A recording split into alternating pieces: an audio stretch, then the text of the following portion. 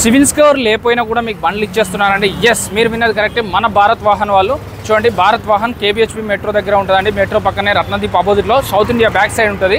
So వీళ్ళైతే helmet ఫ్రీగా ఇస్తున్నారు. బండి కొంటే వేగా హెల్మెట్, నార్మల్ది కాదు, 200 300 కాదు, 1200 వేగా హెల్మెట్ ఫ్రీగా ఇస్తున్నారు.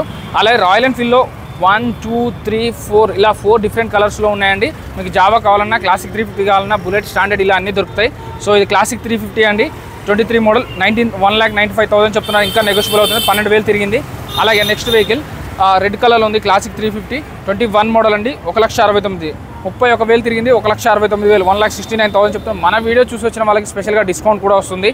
అలాగే క్లాసిక్ 350లో ఆర్మీ నేవీ కలర్ అంటే స్పెషల్ క్రేజీ ఉంటుంది. సో 150 చెప్తున్నా, 2020 మోడల్. దీనికి కూడా 5,000 నుంచి 7,000 వరకు తగ్గుతుంది. జావా కావాలంటే లేటెస్ట్ వర్షన్ 22 మోడల్, 1,35,000 చెప్తున్నా, ఇంకా తగ్గుతుందండి. యూనికాన్ కావాలంటే యూనికాన్ మార్కెట్లో షార్టేజ్ నడుస్తుంది. యూనికాన్తో పాటు హెల్మెట్ కూడా ఫ్రీ వస్తుంది.